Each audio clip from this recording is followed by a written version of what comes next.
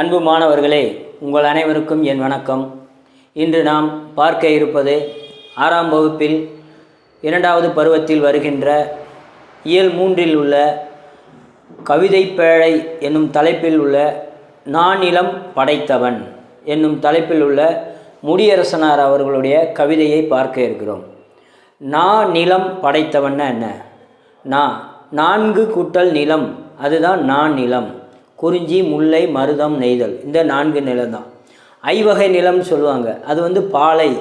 இந்த 4 நிலமும் கெட்டு புதிதாக ஒன்று உருவாவது தான் பாலை. அதை நம்ம விட்டுருவோம். இப்போ நம்ம பார்க்க இருப்பது குறிஞ்சி, முல்லை, மருதம், நெய்தல், இந்த 4. இந்த 4 நிலத்தை பற்றி தான் பாடியிருக்கிறார் முடியரசனார் அவர்கள். இந்த கவிஞர் முடியரசனார் தேனி மாவட்டம் பெரியகுளத்தில் பிறந்தவர். சாதி மறுப்பு திருமணம் செய்தவர். தந்தை பெரியார் பேரறிஞர் அண்ணாவினுடைய நன்மதிப்பை பெற்றவர். தான் இறந்த பிறகு எனக்கு எந்த ஒரு சடங்கு சம்பிரதாயமும் செய்யக்கூடாது என்று உறுதிமொழி வாங்கி கொண்டவர். சென்னை முத்தியாலுப்பேட்டையில் உள்ள உயர்நிலைப் பள்ளியில் தமிழாசிரியராக பணியாற்றியவர். காரைக்குடி மீசு உயர்நிலைப் பள்ளியிலும் தமிழாசிரியராக பணியாற்றியவர். பல்வேறு விதமான நூல்களை எழுதியிருக்கிறார். கதை, கவிதை, கட்டுரை, இப்படி பல்வேறு இலக்கிய துறைகளில் பயணம் செய்தவர். அத்தகைய பெருமகனாருடைய அந்த கவிதையைத்தான் நாம் பார்க்க இருக்கிறோம். இயல் 3 நானிலம் படைத்தவன். ஆசிரியர் முடியரசனார். இவருடைய இயற்பெயர் துரைராசு. இவர் இயற்றியவை முக்கியமான நூல்கள்: பூங்கொடி, வீரகாவியம், காவியப்பாவை. இவருடைய சிறப்பு என்னன்னா, இவரை எப்படி அழைத்தார்கள் அப்படின்னா, திராவிட நாட்டின் வானம்பாடி. அது என்ன வானம்பாடினா, வானம்பாடி கவிஞர்கள் அப்படின்னு சொல்லுவாங்க. வானம்பாடி பறவை போல இவர் திராவிட நாட்டின் வானம்பாடி பறவை என்று அழைக்கிறார்கள். நமக்கு பாடமாக இருக்கிற அந்த நானிலம் படைத்தவன் எந்த நூலிலிருந்து எடுத்தாங்க அப்படின்னு சொன்னால், புதியதொரு விதி செய்வோம் என்னும் தலைப்பில் உள்ள அந்த பாடலைத்தான் நமக்கு பாடமாக வைத்திருக்கிறார்கள். சரி, இப்போ நம்ம அந்த பாடலுக்குள்ளே போவோம். காடு மலைகளில், மலை, காடு, சமவெளி, கடல், இதுதான் 4 நிலம். மலையும் மலை சார்ந்த இடமும் குறிஞ்சி, காடும் காடு சார்ந்த இடம் முல்லை, வயலும் வயல் சார்ந்த இடம் மருதம், கடலும் கடல் சார்ந்த பகுதியும் தான் நெய்தல். இந்த 4 நிலங்கள். இப்படி காட்டில் வாழ்ந்த மனிதன் காட்டை திருத்தி அவன் என்ன செய்கிறான்? விளை நிலங்களை உருவாக்குறான். முதல்ல குறிஞ்சி மலையில் வாழ்கிறான், அப்புறம் கீழே இறங்கி காட்டில் வாழ்கிறான், அப்புறம் காட்டெல்லாம் திருத்தி விளை நிலங்கள் ஆக்குறான். அது விளை நிலங்கள் தான் மருதமாகுது. அதன் பிறகு கப்பலில் சென்று மீன் பிடிக்கிறான், கப்பலில் பல பொருட்களை ஏற்றி வியாபாரம் செய்கிறான். இப்படிப்பட்ட தமிழ் மக்கள் கொஞ்சம் கொஞ்சமாக தம்முடைய வாழ்வை மேம்படுத்தி கொண்டார்கள். அது மட்டும் இல்லாமல் உலகத்துக்கே வணிகம் செய்து பெரும் பொருள் ஈட்டினார்கள். அதை பற்றி தான் நாம் இப்போ பார்க்க போகிறோம். கல்லெடுத்து முள்ளெடுத்து காட்டு பெருவெளியை, கல்லெடுத்து முள்ளெடுத்து காட்டு பெருவெளியை மல்லெடுத்த தின்தோல் மரத்தால் வளப்படுத்தி. அதாவது காடுகளில் மலைகளில் என்ன இருக்கும்? முள் கல்லுமா இருக்கும். அதை பூரா எடுத்து எடுத்து எடுத்து அதை அந்த பெருவெளியை தன்னுடைய மல்லெடுத்தன வலிமை மிக்க தின்தோல், ஆனால் திண்மையான தோல், வலிமையான தோள்களினால், மரத்தால் வீரத்தால் வளப்படுத்தி அந்த நிலங்களை எல்லாம் வளமாக்கி, ஊராக்கி ஓங்கும் நகராக்கி, நாடென்ற பேராக்கி வாழ்ந்த பெருமை அவன் பெற்றான். அதெல்லாம் முதல்ல என்ன பண்ணுவாங்க? ஒவ்வொருத்தரும் ஒவ்வொரு மலை பிரதேசத்தில் வாழ்வாங்க, காட்டில் அங்கங்கே வாழ்வாங்க. ஆனால் மனிதன் கொஞ்சம் கொஞ்சமாக நாகரிகம் முன்னேற என்ன செய்கிறான்? எல்லாம் ஒன்றாக அந்த காடை அழித்து நாடாக்கி, அதாவது ஊராக்கி, ஊரை பேராக்கி, அப்புறம் நகரமாக மாற்றுகிறான். நகரம் தான் எல்லாம் சேர்ந்தது தான் நாடாக மாறுது. இப்படி அவன் ஒவ்வொன்றையும் உருவாக்கி அவன் தனக்கான பெருமையை சேர்த்து கொள்கிறான். அடுத்து பாருங்கள், இது காடு. இது பாருங்கள், கல்லெடுத்து முள்ளெடுத்து காட்டு பெருவெளியை மல்லெடுத்த தின்தோல் மரத்தால் வளப்படுத்தி ஊராக்கி ஓங்கும் நகராக்கி நாடென்ற பேராக்கி வாழ்ந்த பெருமை அவன் பெற்றான். அப்போ குறிஞ்சி நிலம். கல் முள்ளெல்லாம் எடுத்து அப்படி காடாக இருந்ததை சமப்படுத்தி அப்புறம் தன்னுடைய வலிமையால் தோளினுடைய வலிமையாலும் வீரத்தாலும் அதை ஊராக்கி ஊரை வந்து இன்னும் கொஞ்சம் பெருசாக நகராக்கி நகரங்களை எல்லாம் சேர்த்து நாடாக்கி நாடு என்ற பெயராக்கி வாழ்ந்த பெருமை பெற்றவன் தமிழன். அடுத்து பாருங்கள், மாநிலத்தில், மாநிலம்னா பெரிய நிலம், மாநிலத்தில் முல்லை மருதம் குறிஞ்சி நெய்தல் நானிலத்தை கண்ட பெரும் நாகரிக மாந்தன் அவன். அதாவது குறிஞ்சி முல்லை மருதம் நெய்தல் இந்த 4 நிலத்தை உருவாக்கிய நாகரிக மாந்தன், நாகரிகம் படைத்தவன். அதாவது வேட்டையாடி இருந்த காலத்திலிருந்து கொஞ்சம் கொஞ்சமாக முன்னேறி, அதாவது கிராமம் ஊர் நகரம் என்று விரிவுபடுத்தி நாடு என்ற பெயரை உருவாக்கியவன். அப்படிப்பட்ட பெருமை பெற்ற நாகரிக மனிதன்தான் தமிழன். அடுத்து பாருங்கள், ஆழக்கடல் கடந்தான் அஞ்சும் சமர் கடந்தான். ஆழமான கடல், கண்ணுக்கட்டு தூரம் வரைக்கும் தண்ணியாக இருக்கும். அப்படிப்பட்ட கடல், ஆழமான கடல், ஆழம் எவ்வளவுனே தெரியாது. அப்படிப்பட்ட கடலையும் என்ன செய்கிறான், கப்பலால் மரக்கலங்களால் அப்படியே என்ன கடந்து போகிறான். அடுத்து அஞ்சும் சமர் கடந்தான். சமர்னா போர், பயப்படக்கூடிய போர்களையும் என்ன செய்கிறான், கடந்து செல்கிறான், வெற்றி பெற்று அதையும் தாண்டி போகிறான். சூழும் பனிமலையை சுற்றி கொடி பொறித்தான். பனிமலைகள் இமயத்தில் கொடி பொறித்தான் சேர மன்னன். இங்கிருந்து படையெடுத்து போய் இமயமலை இருக்கிற அரசர்களை வென்று அங்கே கொடியின அந்த சின்னத்தையெல்லாம் பொறித்து அங்கேருந்து கல் எடுத்துகிட்டு வந்து கண்ணகிக்கு இங்கே வந்து கோவில் கட்டினான். அப்படிப்பட்ட பெருமை மிக்கவன். முக்குளித்தான் ஆழிக்குள் முத்தெடுத்தான். மூச்சை அடக்கி கடலுக்குள் சென்று முத்தை எடுத்துக்கு கொண்டு வந்தான் கரைக்கு. பாருங்கள், நம்ம ஒரு நிமிடம் மூச்சை தண்ணிக்குள்ளே அடக்க முடியாது. ஆனால் ஆழமான கடலில் மேலேருந்து மூழ்கி உள்ள வரைக்கும் போய் அங்கேருந்து முத்தை எடுத்துக்கொண்டு வெளியில் கொண்டு வரணும். ஆக அதுக்கு எவ்வளோ தூரம் மூச்சை அடக்க வேண்டி இருக்கும் பாருங்கள். அந்த காலத்து மக்கள், நம் தமிழர்கள், தூத்துக்குடி, கன்னியாகுமரி, திருச்செந்தூர் இது போன்ற இடங்களெல்லாம் வந்து முத்தெடுக்கக்கூடிய இடங்கள். அதனால தான் முருகப்பெருமானுக்கு, திருச்செந்தூரில் இருக்க முருகப்பெருமானுக்கு முத்துக்குமாரசாமி என்றே பெயர்.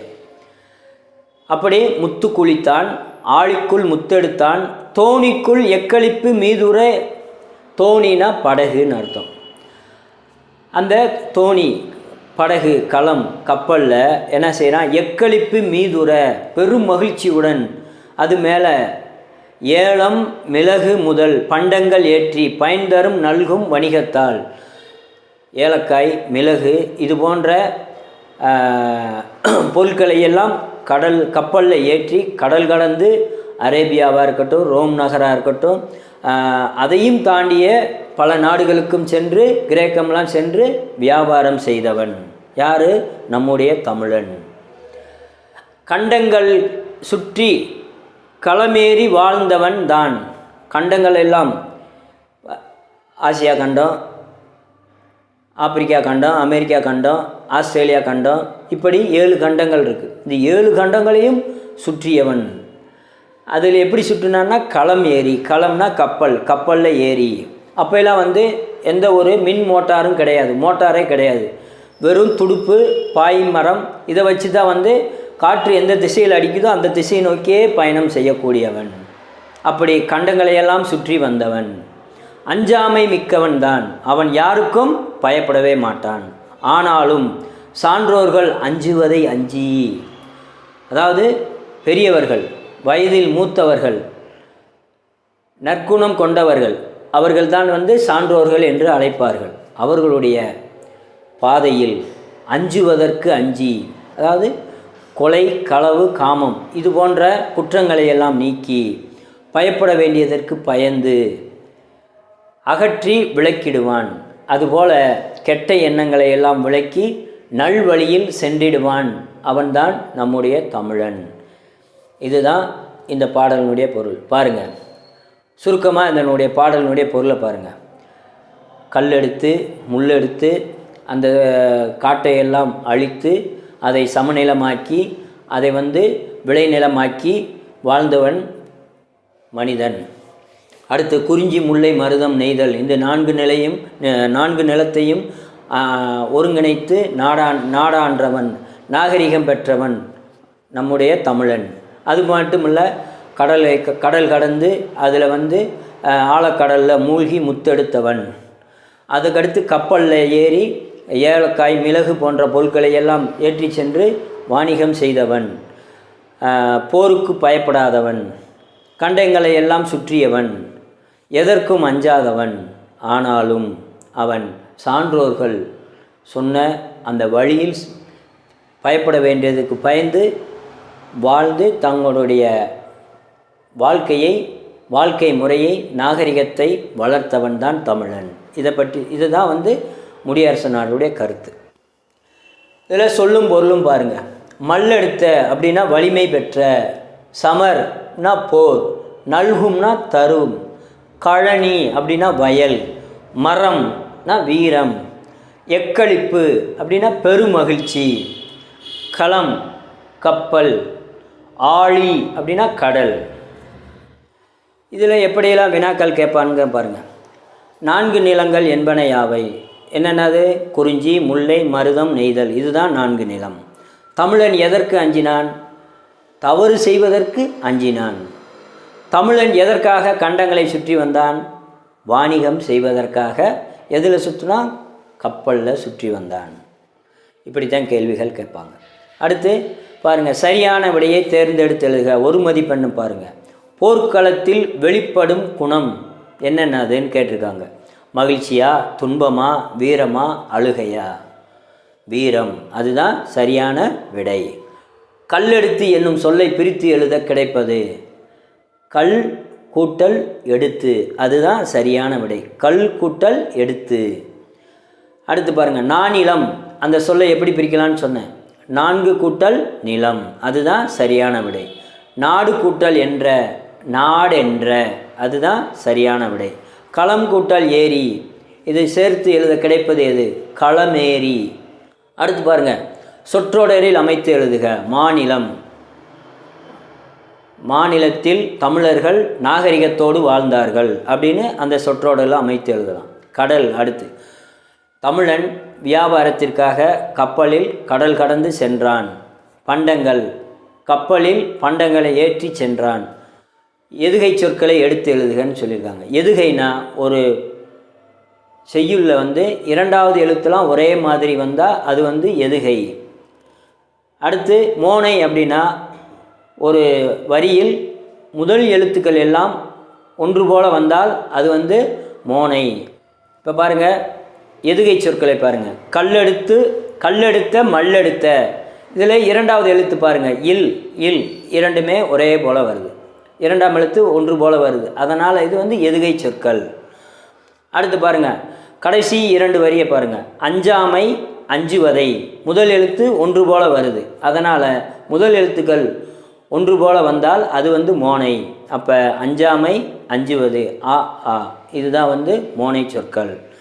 மோனை சொற்கள்னால் முதல் எழுத்து ஒன்று போல் வருவது. எதுகை சொற்கள்னால் 2ஆம் எழுத்து ஒன்று போல் வருவது. அவ்வளோதான்.